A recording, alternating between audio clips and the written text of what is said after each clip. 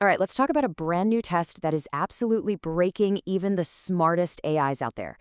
We're talking about a massive, hidden weakness that could seriously change how we think about artificial intelligence, like from the ground up.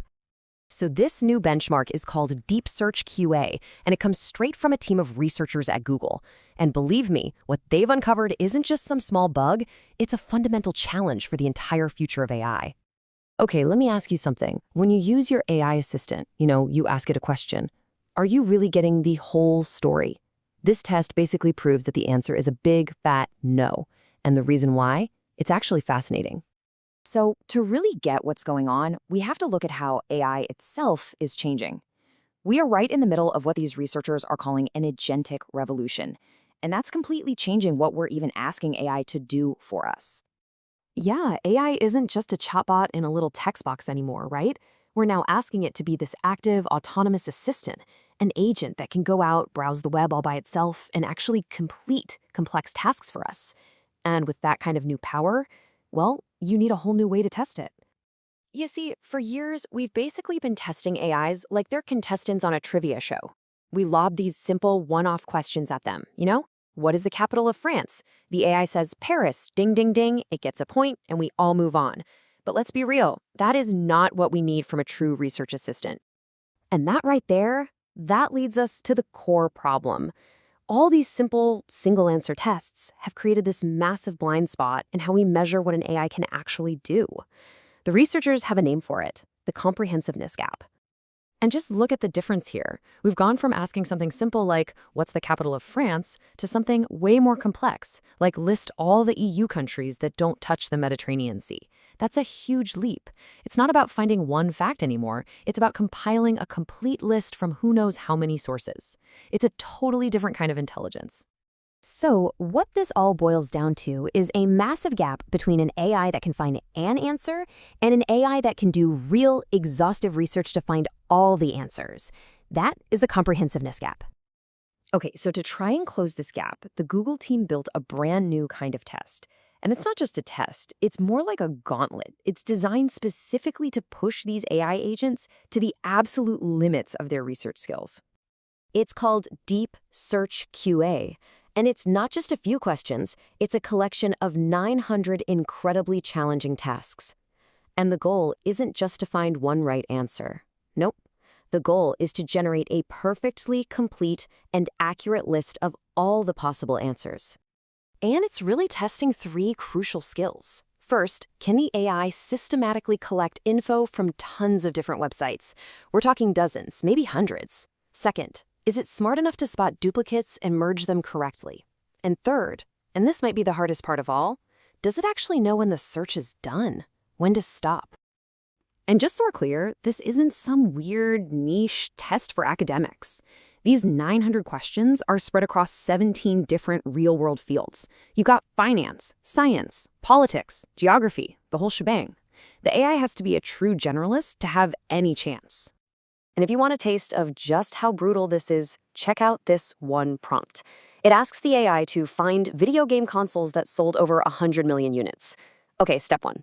Then it has to filter that list for only the ones with a 32-bit CPU.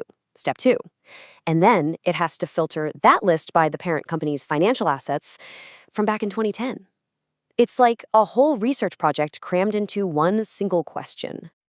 So, the stage is set, right? We've got this revolutionary new test, and it's designed to absolutely break the most powerful AIs on the planet. So, how did they do?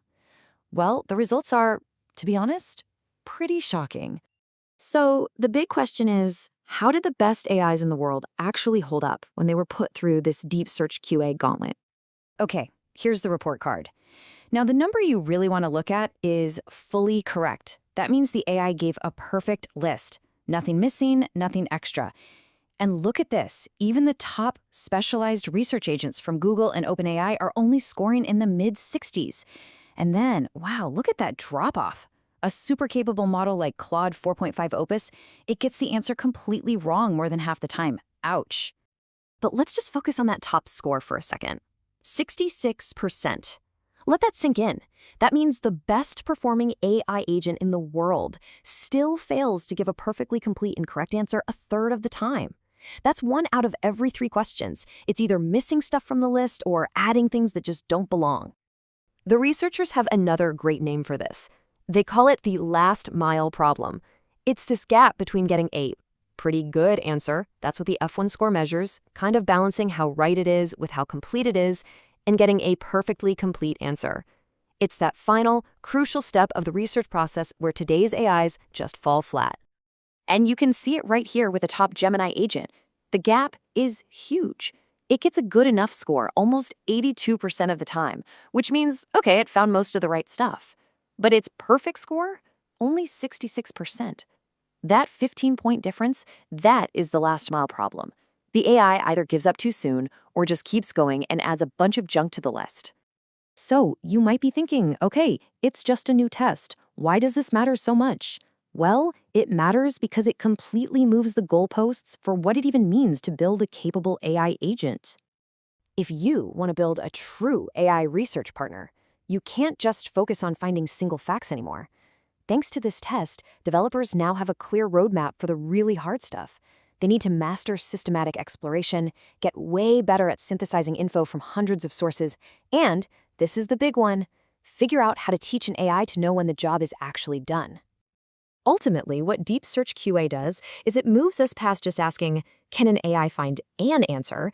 And it starts asking, can an AI truly master a topic? It's the difference between finding a single point on a map and being able to draw the entire map yourself. And that leaves us with one last big question, doesn't it? This whole challenge forces the AI field to make a choice. Are we just building incredibly fast fact finders, or are we trying to build the world's first true, tireless, and genuinely comprehensive research partners? The cool thing is, thanks to DeepSearchQA, we can finally start to measure the difference.